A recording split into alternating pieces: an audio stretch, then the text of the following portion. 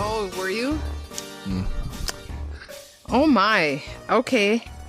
So let's talk about, I won't get into the whole thing here, but last month I shared a memory about my hope chest, that there's this kind of antiquated idea. I don't imagine that it happens anymore.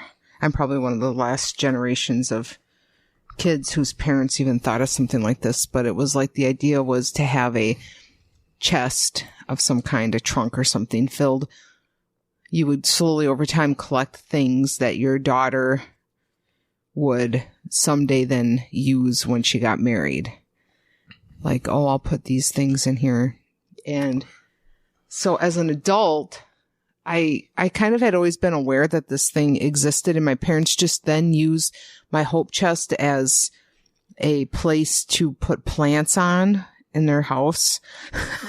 And they never gave it to me. So like one time when have you ever heard of this before you knew me? No, just from you. So you didn't get it before? I never got it.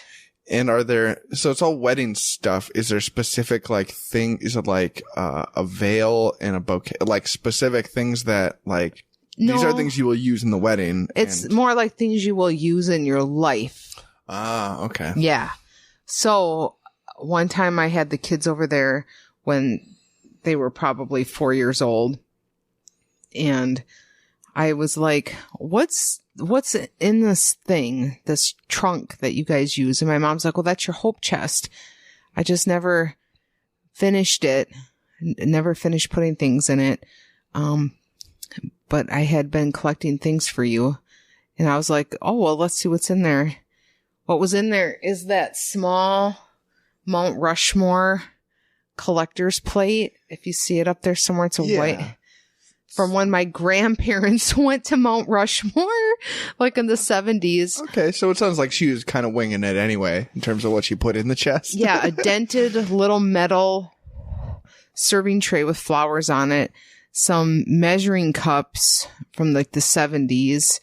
Now, were these things supposed to be like charming antiques, or were they put in there at a time where like, these are good measuring cups, she'll need them? I think that you are supposed to put in like, oh, I will, here's a sale on a nice pan or something, and oh, I'm going to buy an extra and I'll put it in my daughter's hope chest. Okay. But my mom,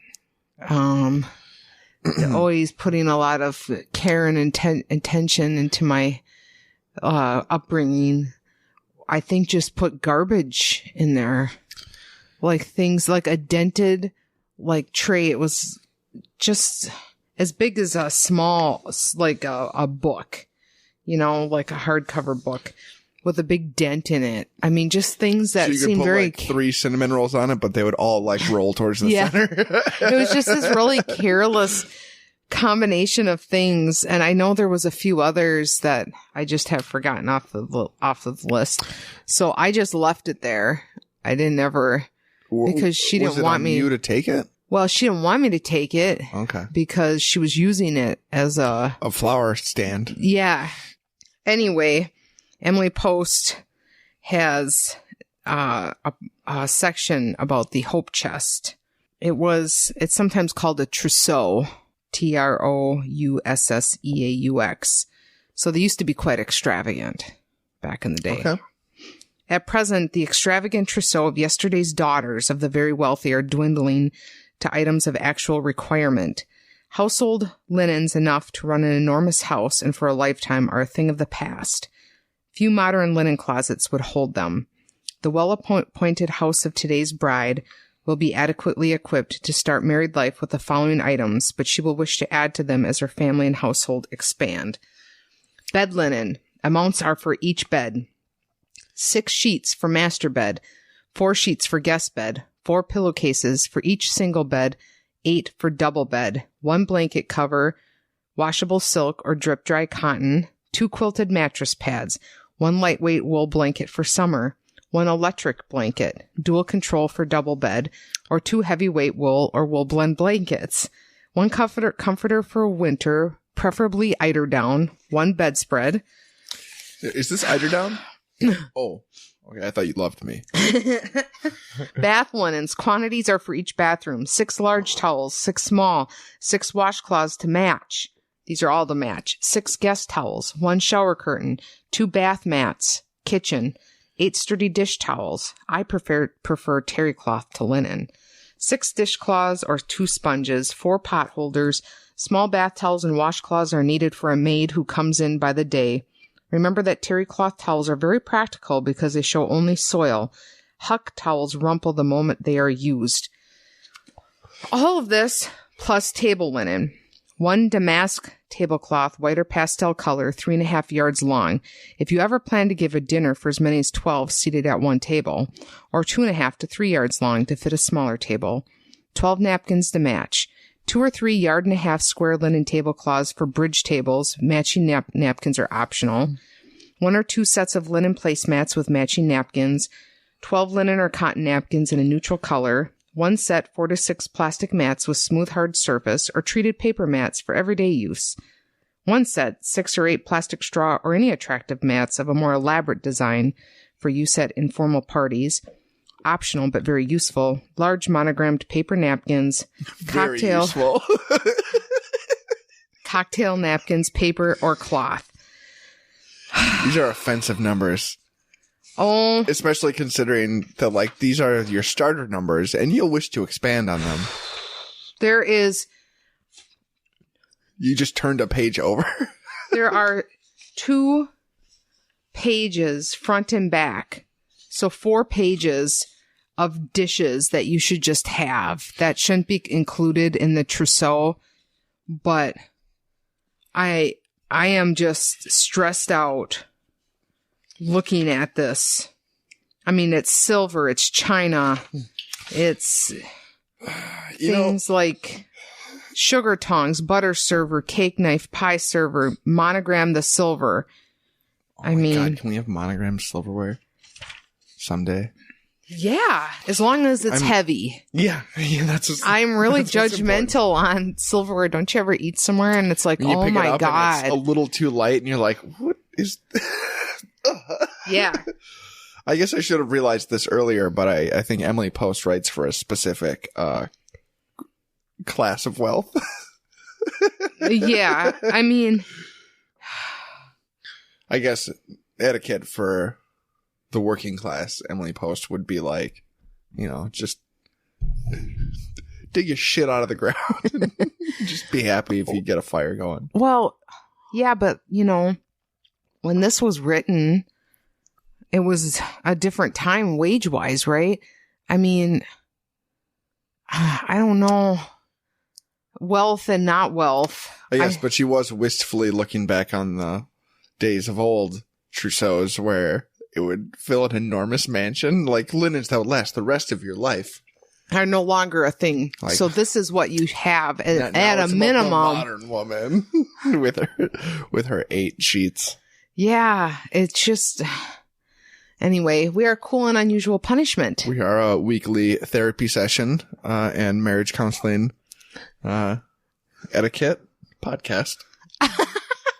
My name is Tyler, and I'm joined by my fiance and my trousseau bearer, Jodie. How are you? I'm doing all right. The holidays are done. It's 2020. Yeah, I didn't really think about that. Like, that it wasn't just a new year. It was like a new decade. And I don't know. Why don't we talk about that a second? Because I had a couple of friends who just kind of had to log off of Facebook for a while because they just got overwhelmed by people making all of these, you know, now it's like there's a generalization. People are beyond saying, I'm going to lose 10 pounds or whatever. It's always like, oh, I want to be more mindful or more healthy. But it's not so much like that thing from the 90s or whatever. I'm going to get a gym membership. Yeah, like... Now it's like huge, arcing, like philosophical, like lectures. Yeah. Or like, yeah. I'm going to be off of my phone more and I'm going to spend more time with my family. And like, I don't know why... you have to say any of that stuff. I sometimes wonder that, like, why so many people need to say that stuff out loud. But then, like, also these decade reviews of, like, you know, what's been happening over the past 10 years. And, you know, I guess if you're at a certain age and you're not with somebody, and then you've got all these friends that are doing these decade reviews of their life, and it's, you know, marriage and children and trips and all that kind of stuff, that probably gets a little bit heavy. Yeah. You know? And like, yeah, I could see, if I hadn't met you, I could see sitting down to be like a decade in review and getting a few minutes and being like, I don't want to think about this anymore. Yeah. What was my favorite song of the last decade? Things have really changed. Well, before we get into our stories, we should mention what we're drinking, because we have taken a radical left turn. Yeah, I'll take a photo of it.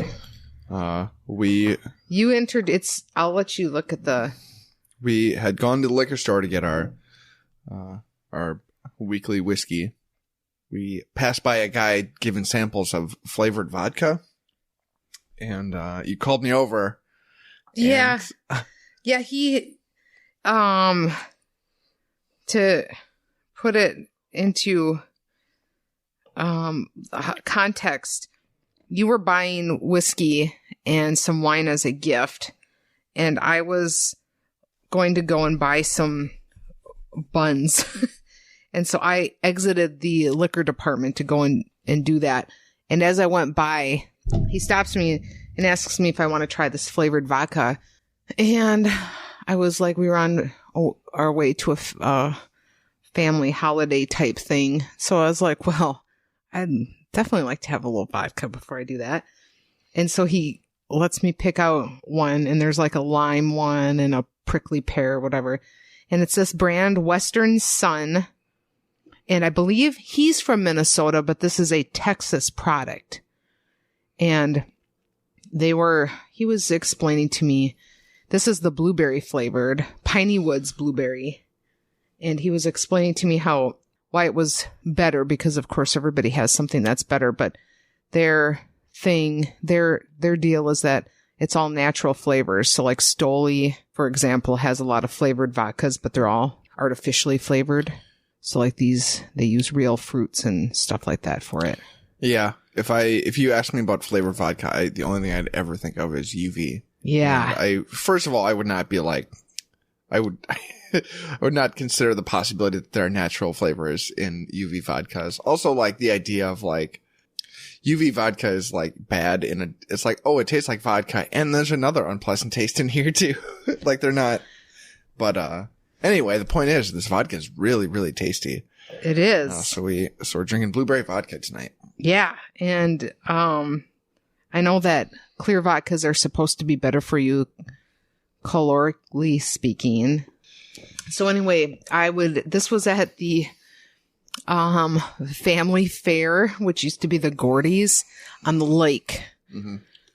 Also, I would invite anybody else to go to the family fair on the lake, if you're in the Chippewa area, and go to the little cafe corner they seem to have carved out in the right outside the liquor store. There's the liquor section. There's a corner that just has like 6 tables and a microwave and a big sign that says like the cafe. It's where locals hang out, and it's real fucking weird. And it's like old. Yeah, it's weird that it's like old ice cream shop tables and chairs. So there's old ice cream shop tables and chairs, but then there was like something from the grocery store shoved in there that had a bunch of excess product on it. Yeah, I'm guessing that doesn't see a lot of foot traffic. So we're going to go there on Saturday after we do some prep stuff for a party we're hosting on Sunday, and we're going to go have dinner there. Yeah. Can you bring outside stuff? We should go to the Subway. That is the thing. That's my question, is that like it's the tables and a microwave, and it's not like near the deli, which would be my guess if you're expecting people to eat food there, that they would have like like a deli meal, and it's not like close to the deli. So I don't know. there's a microwave there, so I guess they're like, bring something. I don't know what you're supposed to eat there. I don't know either. So we could get a deli meal and like 240s from the liquor store. And yeah, can you drink in there? I mean, I bet the managers don't have the answer to that question either, because nobody's ever asked what can be done in that corner. We'll find out. Yeah. If we get kicked out, that'd be a great story. I'm a local. You tell me I can't drink a hurricane in here? We're going to go to Dick Chalet first, and then we'll be really argumentative about it. Do you want me to tell you a story? Yeah, let's hear a story. So I had something else all picked out. Mm-hmm. And I won't tell you anything about that, except for that I'll say it's a case of a John Doe type, about how cases where somebody can be found dead and literally nobody, there's not one person watching the news or back in, reading the paper or whatever, and they'll have like very distinctive tattoos or articles of clothing or something. And how can you not have... I think it's scary to think how easy it could be if you were disconnected from your family, if you didn't have a lot of friends, and then your parents died, like how quickly you can become a person that nobody would know you. Yeah. Yes. Okay. That's also weird. horrifying. It's a weird coincidence that they all have the same name. Oh my. All right. We're going to talk about Diane Louise, and I am going to just go with Augat. Augat, if you want to look this case up. Diane Louise Augat. Yeah. So, this is a weird one. And it's not a Wisconsin case. It's a Florida case. But it was so compelling to me that I had to share it. All right. Diane Louise Augat had already had a rather tough life before the strange and macabre events that were looming on the horizon occurred. In the 1980s, the then 30-year-old stay-at-home mom was diagnosed with severe bipolar disorder, and they give a description of what that is, but I think most of us are familiar. By all accounts, she was quite the wreck during these years, which led to her being arrested numerous times, like 32 times. Nice. I mean, there was another article that said 32, and I was like, oh, okay. Her marriage disintegrating, losing custody of her 3 children, and her spiral into drug and alcohol abuse. She would be institutionalized dozens of times over the years, and she finally found some semblance of peace when she moved in with her sister, whose name was Deborah, in this town of Hudson, Florida, which is like 20 miles away from where Diane originally was from, in a place called Odessa. All right. So things were like, as far as Diane's world was concerned, she was maybe making a turn for the better, right? So on April 10th, 1998, she leaves the house at approximately 11 a.m. to go on some errand. She was in good spirits in the previous days. There was nothing to indicate that anything was wrong, but by that evening, she didn't come back. And nobody had no clue where she had gone. Her sister is like mildly concerned, but mostly but just... also like, is this going to be number 33? Like, yeah. Diane. Right. Okay. So she's mostly just curious at this point, because when you have a history like this, this isn't the most shocking of things. But then there's a bunch of witnesses who claim to have seen Diane doing various things throughout town. There was a bartender at the Hayloft Tavern at Little Road and State Road 52. He says that she had come in for a few drinks that day. He stopped serving her after she began acting drunk and walking in circles. There was a report of a motorist who saw her walking north on U.S. Route 19 later that same day, all by herself. And on April 14th, remember this was April 10th, A waitress said she had seen the woman eating lunch at the inn on the Gulf Hotel, and as far as anyone knows, this would be the last time anyone would have seen her alive, with her seeming to have just stepped off the face of the earth. So those kinds of cases, also like the Jane Doe things where people just completely vanish. It's like, what the fuck, you know? So anyway, this is not that part. Sorry, I'm kind of stuffed up as usual because I probably think I'm allergic to the cat, maybe a little bit. I think I've told you that before, right? Yeah. And also my mom once told me I was allergic to cigarette smoke. I know. How? Yeah, I think she just told me that so that I wouldn't smoke. Okay, that sounds like a lie, but what was she... Who's that? Like, did you walk in on her smoking a cigarette? She's like, get out, you're allergic. No, it's when they found out when I was like, sorry, I backed way off the camera or the microphone. When I was like 18 and started college and the first time I ever smoked. Okay. The news station came to the campus and we're just playing B-roll for some story. What, you're in the background? Yeah.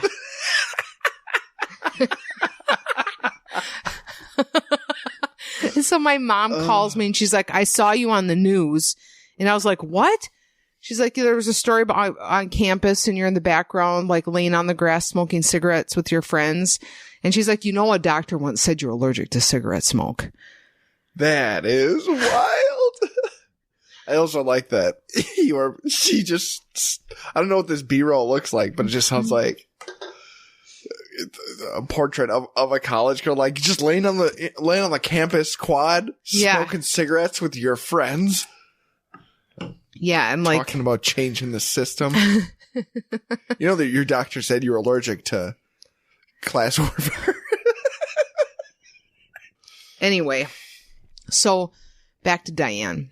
The last night that somebody claims to have seen her, this woman at the inn or whatever, Diane's mom comes home because now, okay, it's 4 days. Where's Diane? But this was also the 90s. I don't know.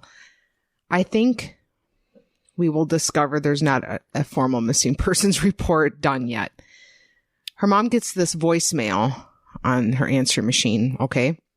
The mom's name is Mildred Young, and she plays back this recording, and she hears Diane's voice and a struggle of some sort.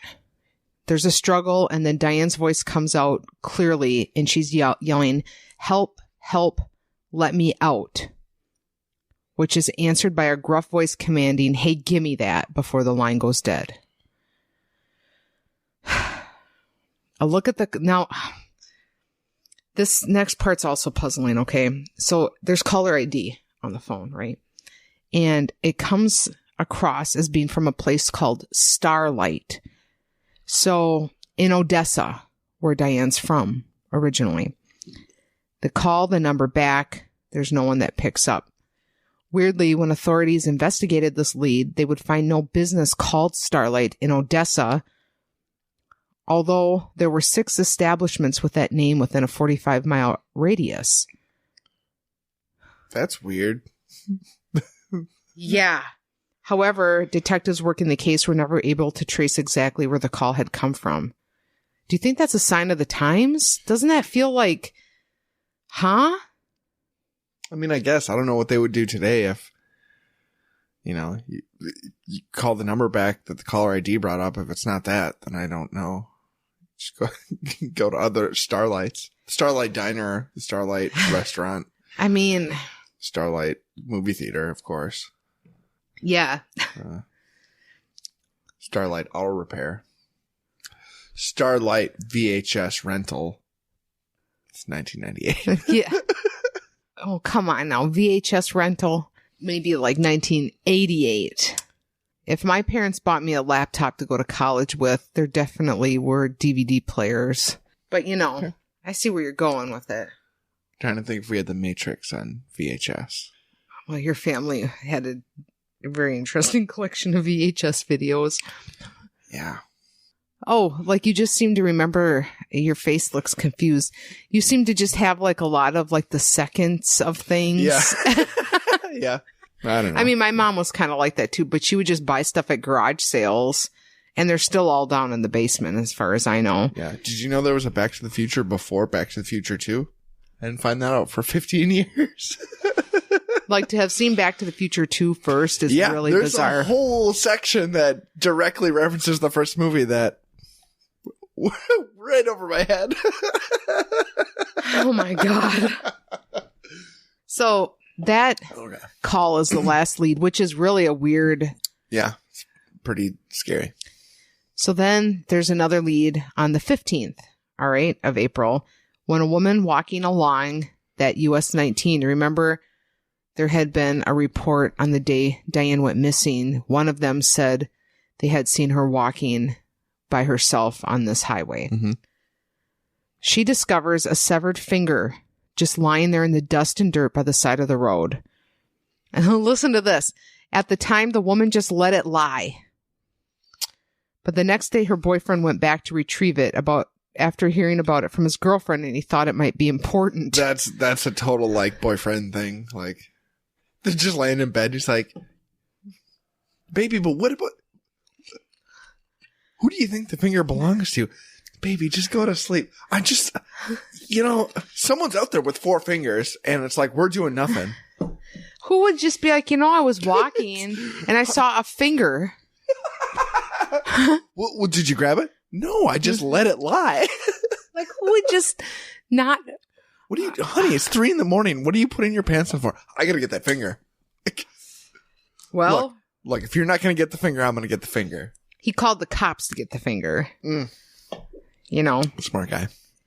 And, I mean, the fact that...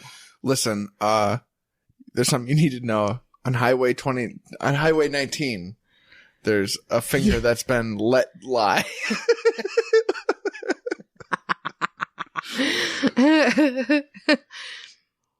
They get the finger. Mm-hmm. They do. It's the right middle finger of a woman. They do analysis. They discover it's Diane's finger. Okay. So immediately there's a search in this area for other body parts because they're like, what the fuck, right? But they only found that finger left there for reasons nobody knows. Then there's a discovery 2 weeks later when there is a plastic bag filled with neatly folded clothing belonging to Diane found stashed in the outdoor freezer of a convenience store in Odessa, just a mile from her home when she lived in Odessa. All right. There's something really, I mean, assuming, and I don't know, maybe we'll find out in this story that, like, assuming she didn't put her own clothes in a bag in a freezer next to her house, there's something very troubling about the behavior of people who murder and mutilate, where it's either like a psychosis, or even if it's like panic and like, well, we have to do something like stash it in a freezer, but then somebody like folded them first, like it really kind of like gets under your skin, the thought of like somebody having to handle some crisis, and they're like, fold them up, put them in the bag, and then we'll put them in a random outside freezer outside of a convenience store. So this case, that happens, and there's just a dead end for 2 years. They can't figure anything out. There must not have been any fingerprints on the clothing or the bag or the handle of the door, I guess. I'm desperately hoping that, right. that these things were checked out. I don't know anything about Odessa, Florida, except for I'd never heard of it before this story. So here's what I'm going to tell you next is even more strange, I think, than this one. All right, so we hit the year 2000. In the year 2000. So Diane's got a brother who's got a girlfriend. All right. This girlfriend of Diane's brother goes to a convenience store in Pasco, Florida. And she finds within a freezer a Ziploc bag with the word Diane scrawled upon it. And it contains pink lipstick, eyeliner, a container of generic toothpaste, and a bottle of perfume. So in this story, it said that these items, they couldn't say for sure that they were hers. But in another story, I saw that the mom had said that the generic toothpaste was definitely the toothpaste that Diane had taken home with her from the asylum or wherever she had. That's not appropriate. Regardless of if they were hers or not, whoever prepared the bag labeled them like. Yeah, right. So, and then I'm wondering, did they do DNA tests on this stuff? Like, do you know, was this just not a high priority thing? Because this woman had a bad history. So then it was sort of like, well, she's kind of crazy and whatever. So, you know. She could have been stashing her lipstick all over town. So, okay. There's this question then. Why were these items dumped in a freezer? Why hadn't they been found for 2 years? It does seem pretty strange that this discovery was made right after there had been an article in the St. Petersburg Times that talked about the case. And it seems an even more incredible coincidence that Diane's brother's girlfriend would be the one to find it. But they were never pursued as persons of interest. So, all right, so that happens. That's weird. And we can't linger on it too long. But something doesn't add up there, correct? A bag with her personal effects and her name on top. Not even found in by the brother's girlfriend in like a convenience store freezer in a different town 2 years later. So not long after this, another witness comes forward with a belated report that says that Diane was at the Coral Sands Motel on US 19 and Maryland Avenue on the day the mom had gotten the sinister voicemail, and authorities jumped on this. It was found that the owner of the motel, a Gary Robert Evers, had been accused of killing someone after an argument, and he became the only suspect then or since in the vanishing of Diane. Yet there's never been any evidence to link him to it at all. He has never been charged with anything. And there has been no other clues, leads, or anything else. And the case has gone completely cold since that. So that was, and I don't know. Wait, what links this motel owner to the story? After like the year 2000, that article came out, there was the weird things found. Mm-hmm. Somebody comes forward and they're like, oh, I remember seeing that lady on the day that the first freezer, on the day that the mom got the voicemail. Right. And they said she was at the Coral Sands Motel. I see. And that was on US 19, which is where the finger was found. Okay. And this owner was accused of killing somebody else? Yeah. Over an argument. But they weren't ever able to really connect him to this case at all. So it was kind of like, okay, well, I guess this is something, and they really followed it. So there's this thing. She had just been discharged from psychiatric care 2 weeks before the vanishing. She didn't take her meds on the day of going missing. She was known to have not taken her meds with her when she left home on that morning. So she might have had some sort of mental break. However, how does that fit in with the severed finger, the clothes, other personal belongings? Why would those be placed there? Surely they were intentionally placed, but by who and why? There's this other idea that she was kidnapped. She was notorious for being very trusting with men she didn't know. But even if that were the case, why would they taunt the family like that? What was with that phone call and the finger on the road, the things in the freezer? Where was Starlight? Was she killed, kidnapped, or did she just run off to fade away? No one really knows, and the clues and pieces of the puzzle have never really added up. So. Jesus. It's a lot of Yeah. big, substantial clues for a case that just went cold. Yeah. So, there's my case.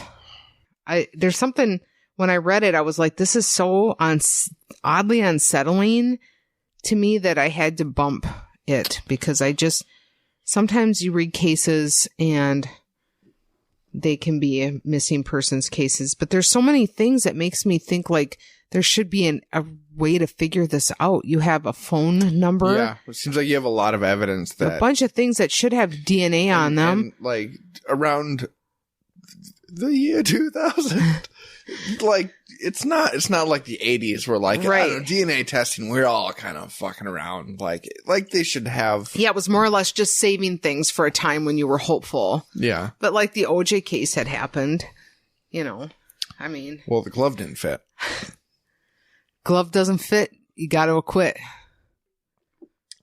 I would like, is there, I know there's been TV shows made about it and probably documentaries. I would like to go back and experience the trial. I know, you have to watch the John Travolta one. In the boathouse or whatever, in the guest house, like that. Cato Kalin. Like apparently just a nice guy who like got wrapped up in this. Like, I know there are like elements to that whole case that are very fascinating, but I only understand it through pop culture and the jokes about O.J. Simpson. Oh, you have to watch that documentary with John Travolta. It's really good. Yeah, I bet it is. Yep.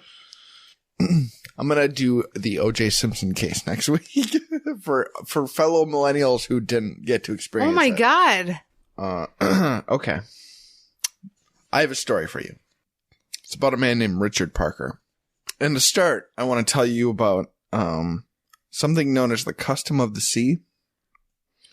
It is a euphemism that describes... Can I, before we go into that, Richard Parker.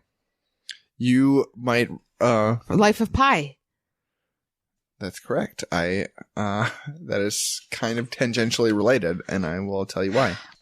The custom of the sea is sort of parallel to, naval maritime law, official law. The custom of the sea is a sort of what happens off the on book. The sea stays on the sea. Yes, it's a euphemism that describes certain things that sailors understand, specifically about sexy time. Specifically, it describes cannibalism among shipwrecked survivors, where you draw straws to determine who will be eaten. Also, it describes the person. It doesn't go by like who's the most ill.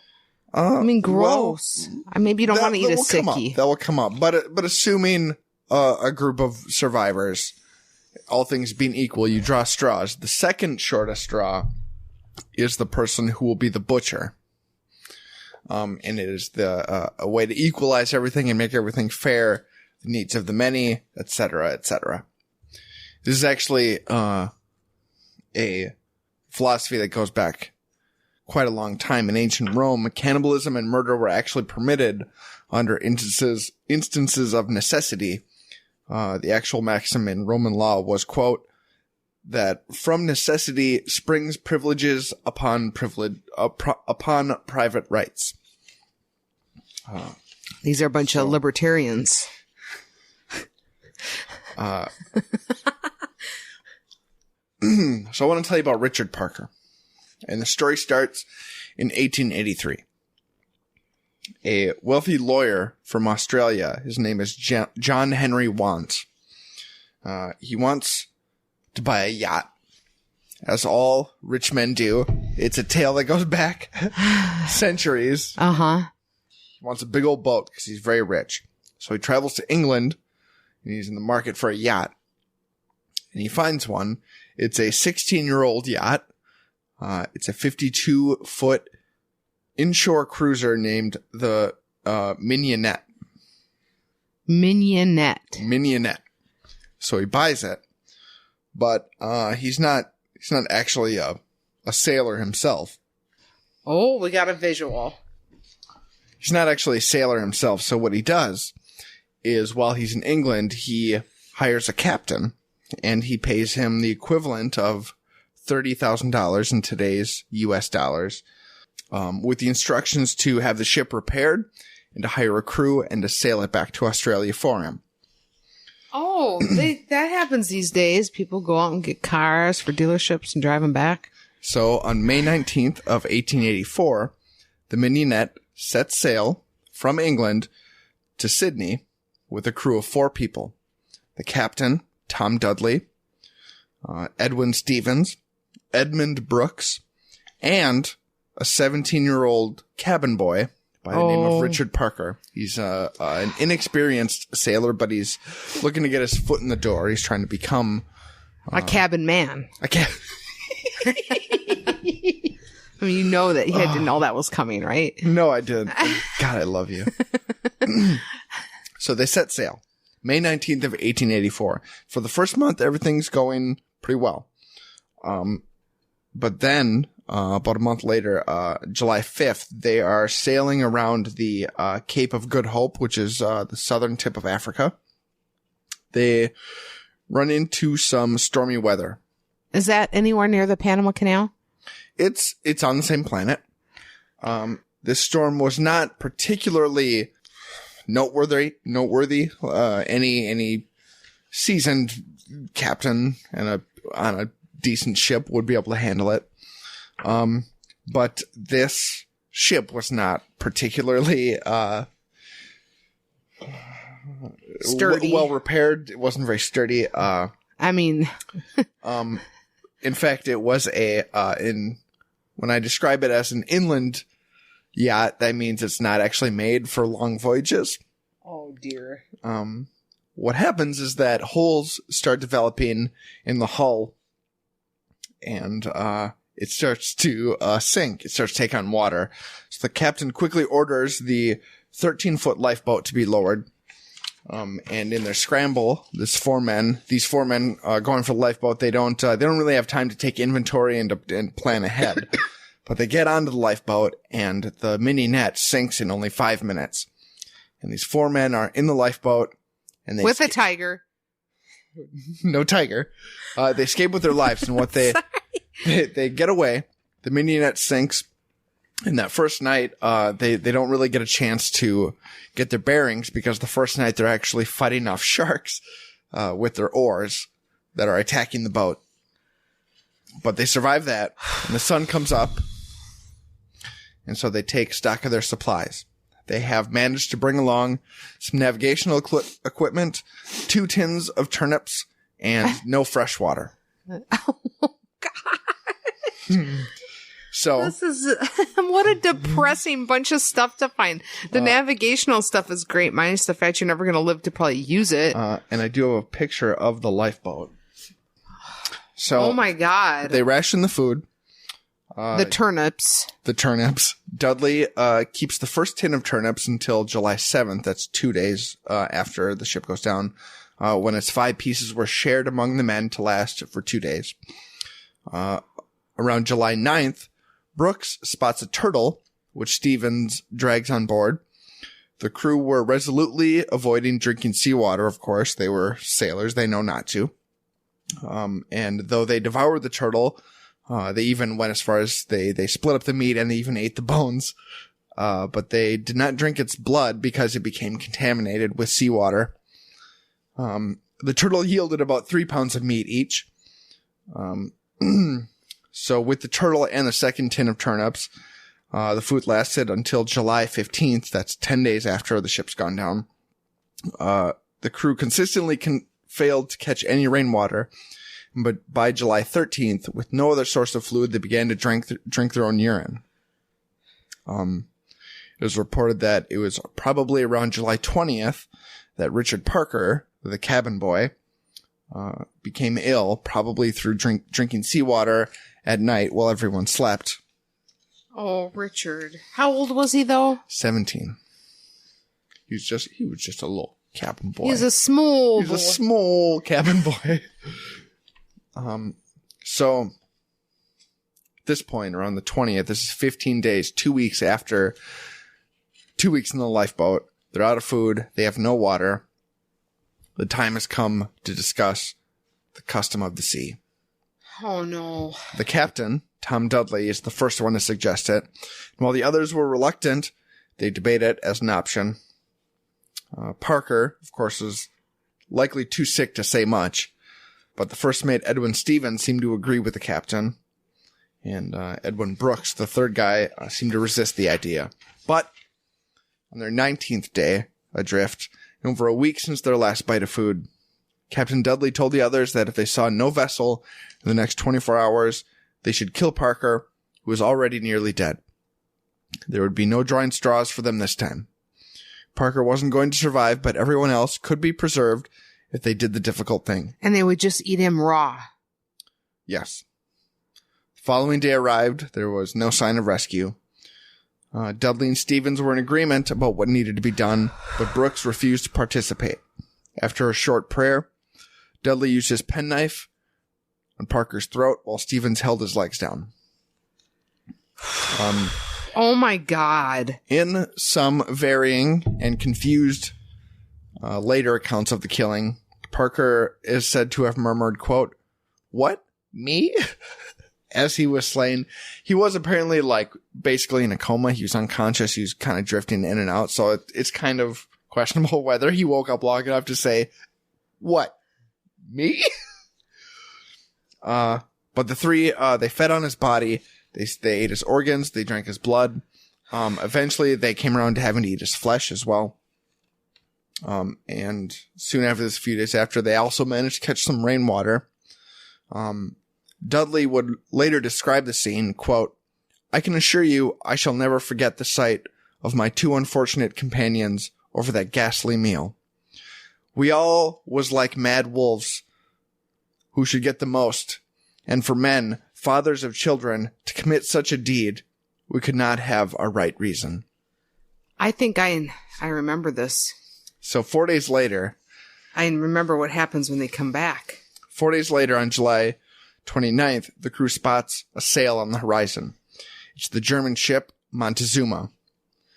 They get picked up. 6 weeks later, they are dropped off at the port of Falmouth in Cornwall, England. And they go through customs. They enter statements at to the officials at the customs house regarding what happened. All three of them were as candid as they could be because they are experienced sailors, and they all understand that they are protected by an understanding of the custom of the sea. So they give their depositions and they make preparations to return home to their families. But soon after that, they're arrested instead. Yes. And they are in prison because what they didn't realize was that in the years before leading up to this, and in the time since they had left, English law has begun to consolidate from sort of regional judges making case by choices, case. Yeah, as they see fit, and they're trying to consolidate law into an actual written, objective English law that we can all reference. And one of these debated laws that they're fighting over is the idea of cannibalism at sea. And now these three guys have just come ashore with a story talking about eating a guy, and so now this opportunity has arisen for this case to be made formal law.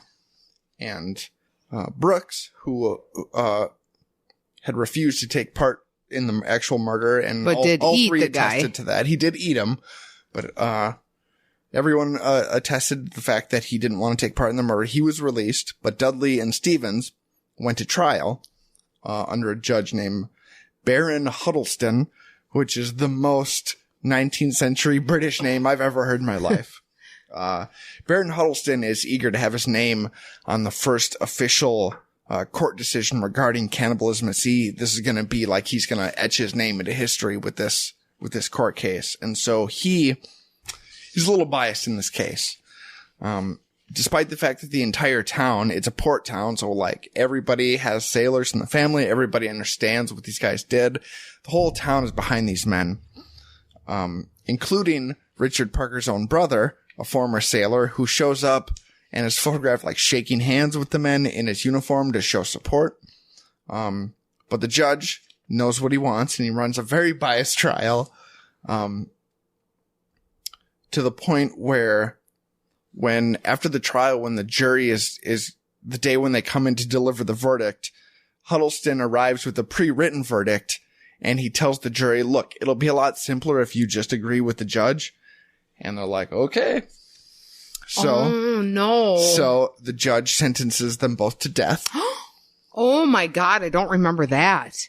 And this verdict is pretty, that is brutal. It's not taken well, even by like legal scholars. Everyone's kind of like, this doesn't make any sense. They should get 3 months at most. But Huddleston's like, he's sticking to his verdict, and it's creating such an uproar that eventually the news reaches Queen Victoria.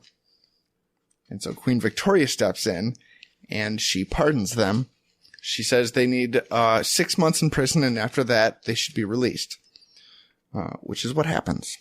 The two men escape with their lives a second time.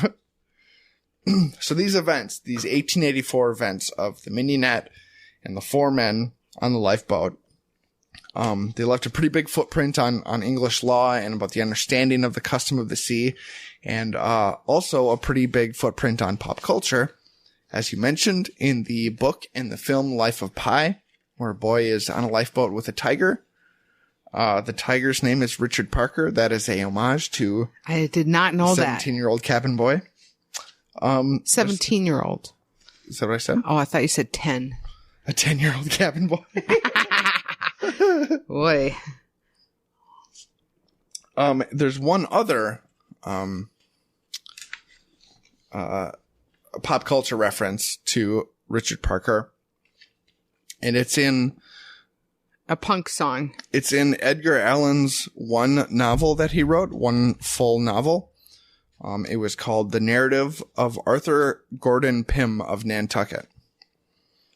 The book's main story revolves around a young man named Arthur Gordon Pym, who stowed away on the whaling ship owned by his friend's father.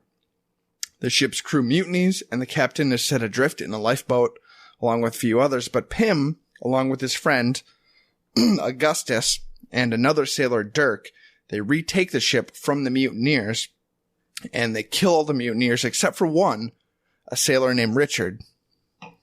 Shortly after that, a storm rolls in, it capsizes the vessel, and the 4 of them are left clinging to the wreckage. It eventually becomes clear that they will starve unless one of them is sacrificed, and after drawing straws, it is decided that Richard Parker is the one to be killed and eaten. Oh, his last name is Parker in that? Richard Parker is the name of the sailor they kill and eat in this story. What's strange about the story, though, is that it wasn't actually inspired by the events of the Mignonette.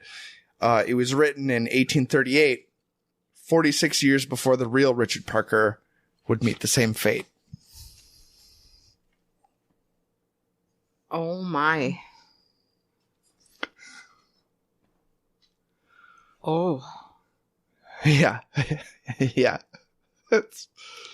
Yeah. What?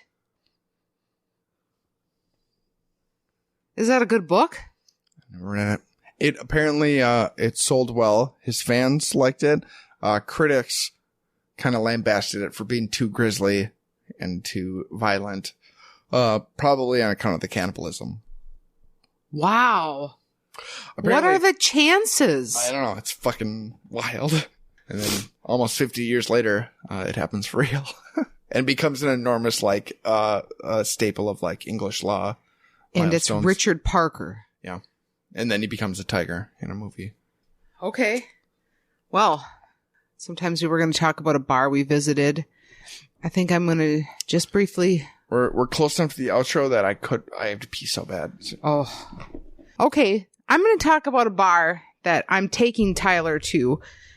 Sometimes we're wanting to end the show with a bar that we've been to, but in this case, I'm going to do the opposite. This is a bar I've been to and Tyler's not been to. It's called Dick's Chalet here in Chippewa Falls. And my fond memory of that place, my dad and I, in better times, used to go there every once in a while. And there was a year when my mom was working. Before she retired, she was a nurse. And so as some of you are familiar with, if you're a nurse, you kind of do an every other holiday type thing. So there was a year, probably, God, I don't know, 12 years ago or something like that, where my mom was working on Christmas Eve, and my dad and I, being alone on Christmas Eve, were like, hey, we should go to a bar. And my dad's like, let's go to Dick's Chalet. So we go to Dick's Chalet, and they're having some sort of customer appreciation night. And there's like a tub of Dean's French onion dip out with chips and free beer, just free beer, and all these snacks. And there was like nobody in there at the time. And there was like an old movie playing, and Dick, who was going blind and in very bad health, who would just wander off and leave the cash register open, and nobody ever did anything. My dad's like, Dick, what are your plans for the holidays? And Dick's like, don't buy, don't get, don't give.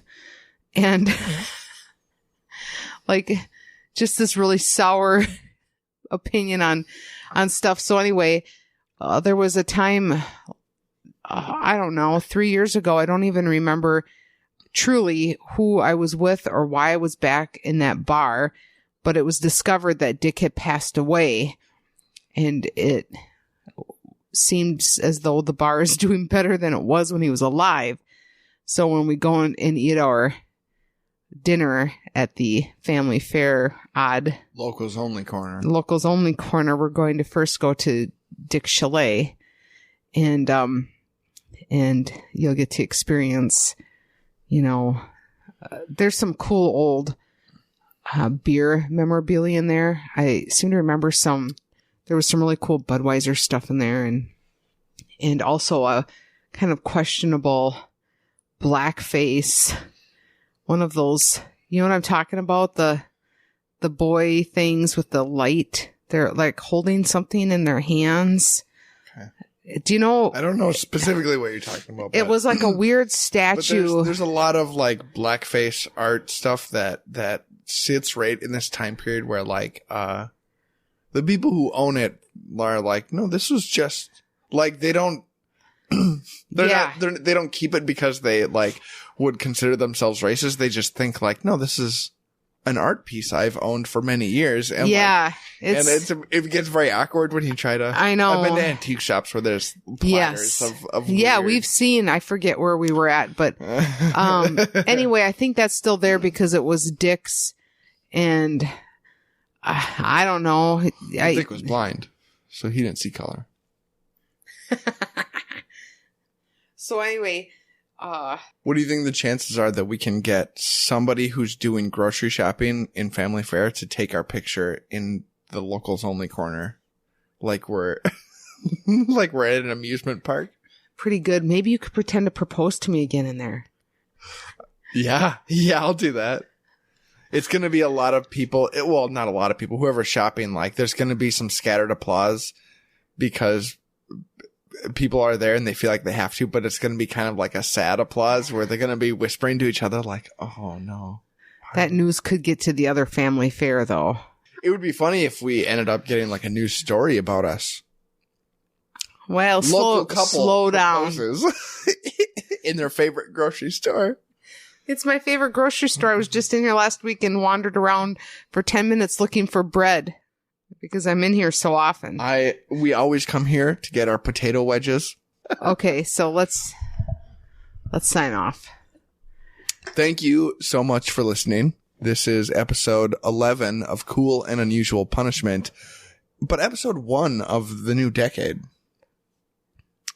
You can find us at coolandunusualpunishment.site. I've been cultivating top-level domains. Oh, God, that's another one, huh? Yeah. You can email us at mail@coolandunusualpunishment.com with your stories of cannibalism. You can rate and review us on your podcast app. You can say, hey, these guys are doing their best. We're on Facebook and Instagram. Is that it?